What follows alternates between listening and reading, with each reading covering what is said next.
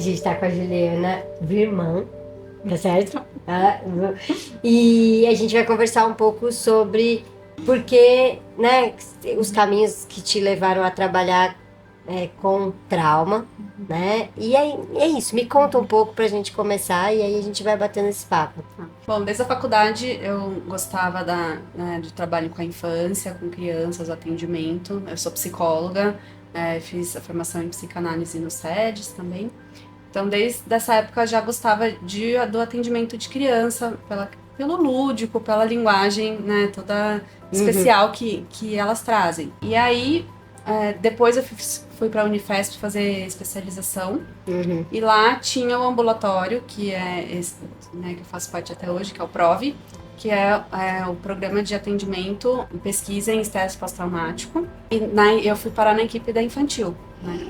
E aí lá a gente atende crianças que passaram já por alguma situação de violência, seja ela qual for, né? Física, emocional, a negligência, a sexual.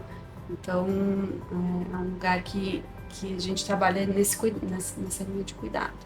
E como foi chegar lá e de repente, né? Porque não sei se você já estava no consultório, que tem questões, mas de repente está ali diariamente, né? Trabalhando, porque também, eu não sei como que vocês classificam isso, mas também é um trauma que você está escutando ali sobre aquilo e é um ambiente estressante, né? Então, como que foi pra você e receber e ainda criança, né? Tipo, porque, enfim. Eu acho acho que primeiro tem essa coisa do cuidado do cuidador, né? Então, da gente ter a nossa análise, a nossa terapia, um lugar de elaboração do que a gente escuta, do que a gente, né? Porque realmente é impactante, né? Uhum. E a gente, acho que no começo sofre um impacto maior. Eu lembro que a sessão no começo, quando eu cheguei lá, a sessão de terapia do dia do PROVE era, não, porque hoje foi assim, assim, assim, e com o tempo a gente vai assentando melhor, né, porque uma das coisas é isso, a gente poder manter a capacidade de pensar Uhum. diante desse impensável que é o trauma, né? Então, o adulto, o cuidador, ele servir de aparato para ajudar a criança na elaboração dessa situação. Uhum. E para isso a gente precisa cuidar da Sim. nossa, né, capacidade. E também sempre sem se anestesiar, né? Ia falar Então, endurecer, mas é isso, né? é. Assim. E, e acho que é isso, né? E o que chama muito é essa possibilidade mesmo de reconstruir, né? Então, depois que acontece alguma coisa nesse sentido, né? Que o trauma seria algo que rompe, né? Que quebra toda a estrutura prévia,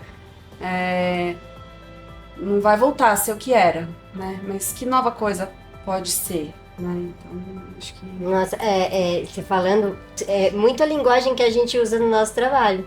Porque a gente fez um trabalho específico lá no Rio Doce, e aí desde então a gente falava muito da regeneração. Eu não sei se vocês usam essa palavra, mas agora com o Rio Grande do Sul, a gente está com um projeto nesse momento lá, e a gente tem usado essa palavra da reconstrução, né?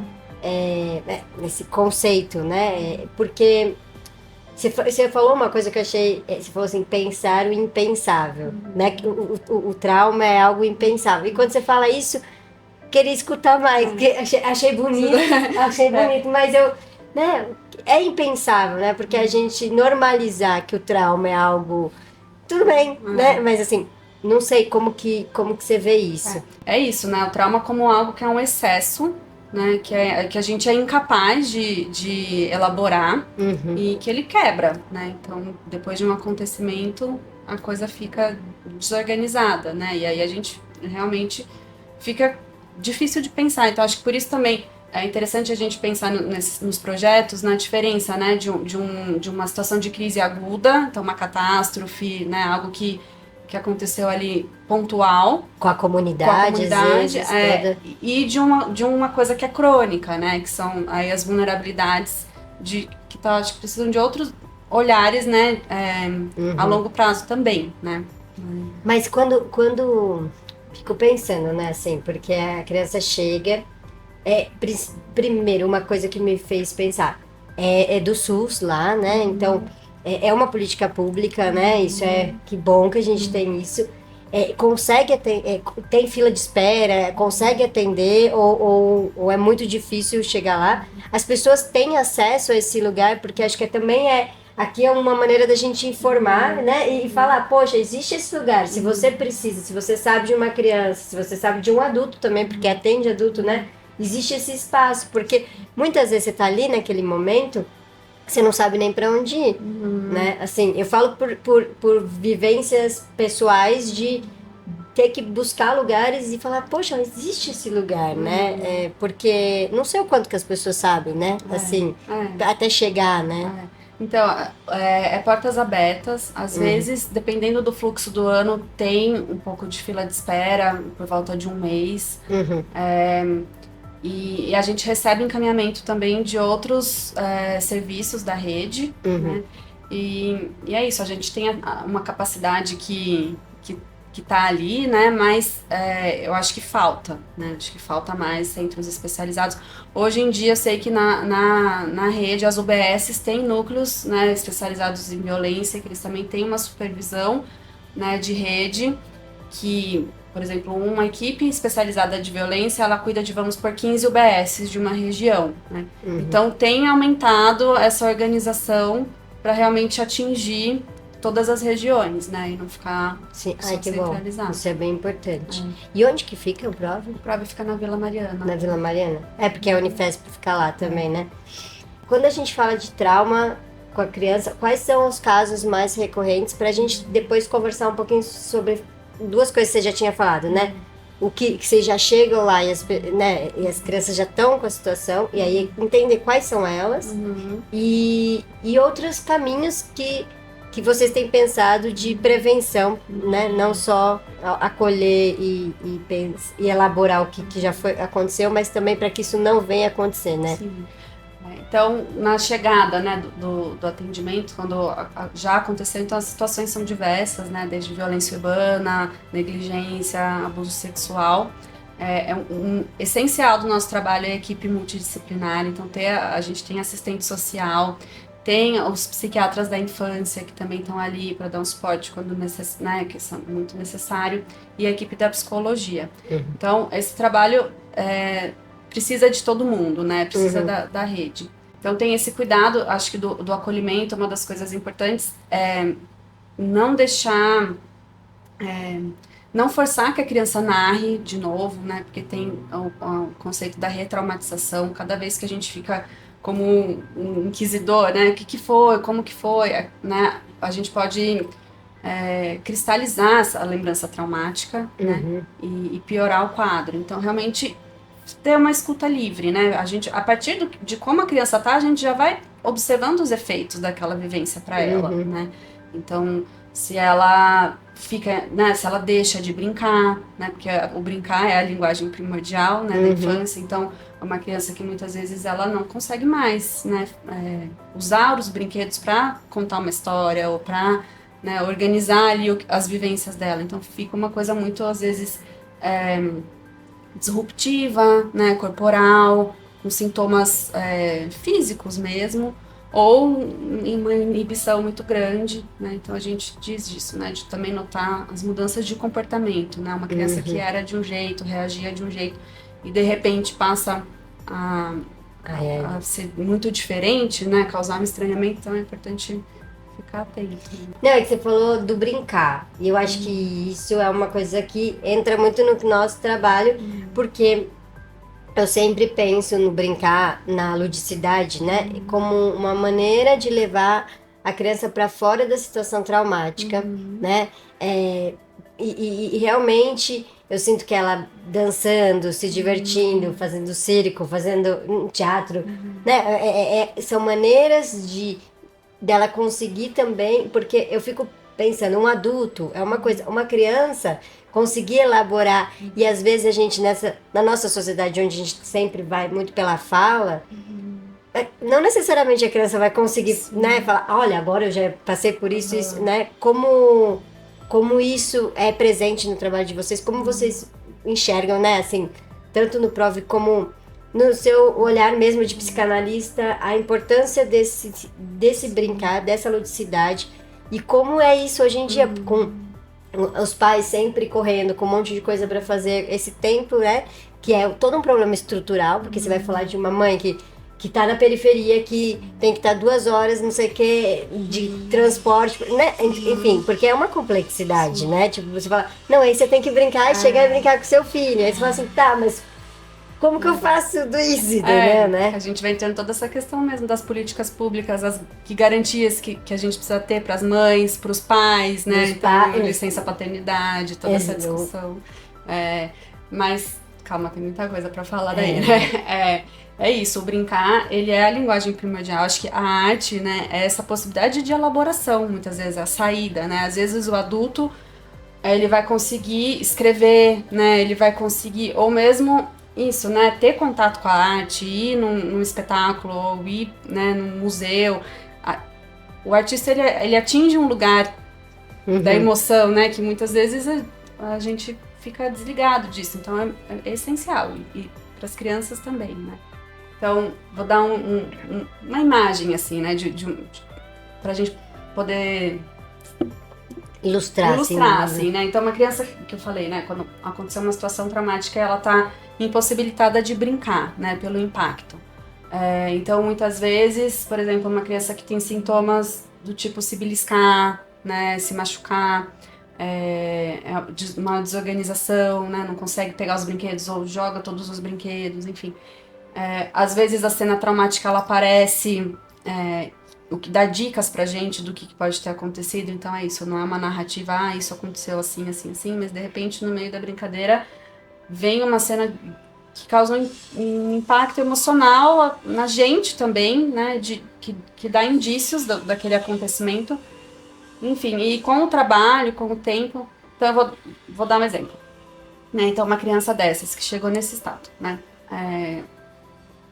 tinha acontecido uma situação, ela foi para um SAICA, né, para um abrigo. Tempos depois que ela consegue começar a se reorganizar, a brincar, então ela passa, tem um momento em que ela brinca de colocar um band-aid com fita crepe.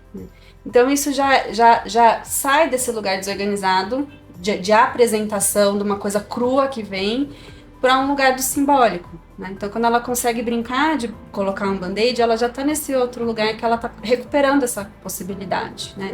Então, me deu vontade de chorar. A cicatriz fica, mas é isso, né? Poder ver que tem uma possibilidade de cuidado.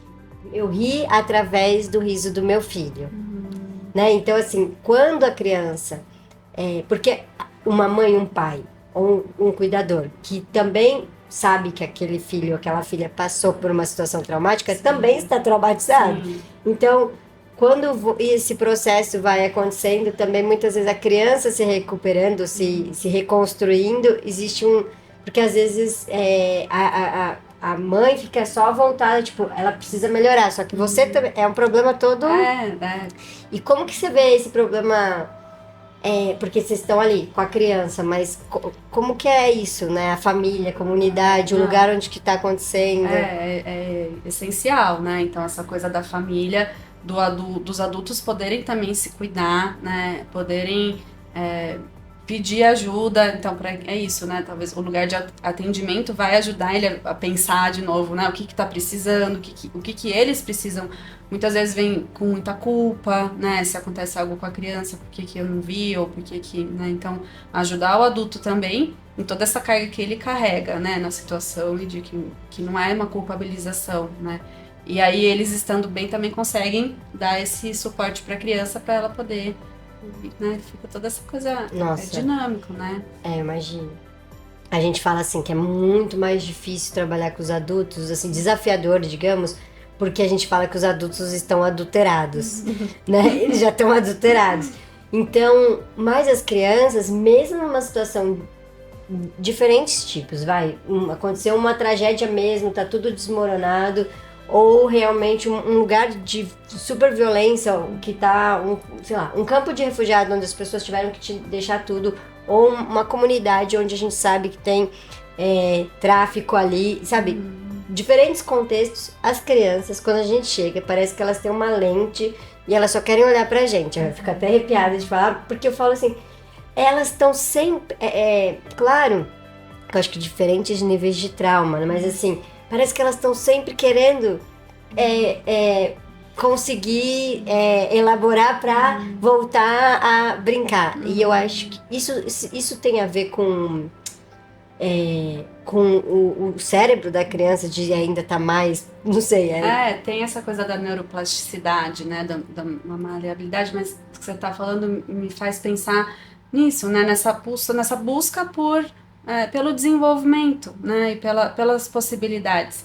Tem uma autora que é a Anne Alvarez, ela é da Inglaterra, ela trabalha muito com isso, e que ela fala disso, né, da gente também não ter pressa, né, então da gente ir conta-gotas ajudando a criança a fazer essa reconstrução, né, e voltar para essa possibilidade de brincar.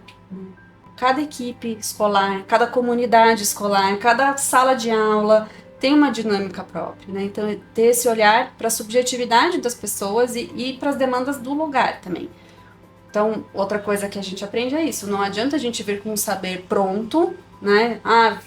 Aqui vai ser assim. A gente precisa... É uma construção conjunta, né? Quem tá lá, quem que vive o dia a dia, que sabe dos problemas mais essenciais da escola, né? Ou do que está acontecendo na comunidade, né? É quem tá lá. Então, a gente precisa ter esse diálogo e saber que é um projeto que é dos dois. Outra coisa...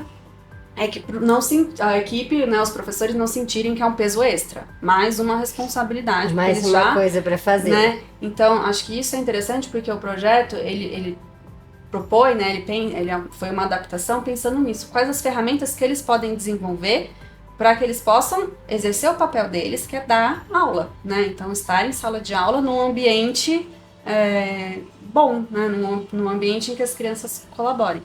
E aí o conceito do Twainlaw é esse, né, que a violência ela não é agressor e vítima, ela é triádica, todos os observadores estão envolvidos. Então o papel do observador é essencial, porque se tem um observador que vai instigar, né, aquela clássica cena de filminho, né, briga, aquilo vai ser instigado, né. O observador às vezes tem medo de se envolver, fica parado, não faz nada, mas então a coisa continua acontecendo. Então, como chamar esse observador, esse espectador, para dizer, bom, essa é a minha comunidade também, né? Eu não quero que esse tipo de situação aconteça porque é ruim, não fui o alvo agora, também tem isso, os papéis são fluidos, né? Mas é ruim para todo mundo, né? Então, são estratégias, né, de pensar nessa coisa do coletivo, e aí eu acho que também junta com o trabalho de vocês, né, dessa sensação de pertencimento, né, de usar a arte. Então, o que tem na escola, né, o esporte, algo da arte, como que a gente junta todo mundo para ter isso em mente, mas principalmente fazendo com que os professores se sintam aptos a lidar com essas situações, né? Obrigada. Nossa, é muito bom. Eu queria ficar aqui escutando mais milhões de coisas. Tá muito bom. Mas que pena. Na próxima a gente vai ficar mais tempo. Tem muita coisa para conversar. Obrigada, Juliana. Obrigada a vocês. E é isso.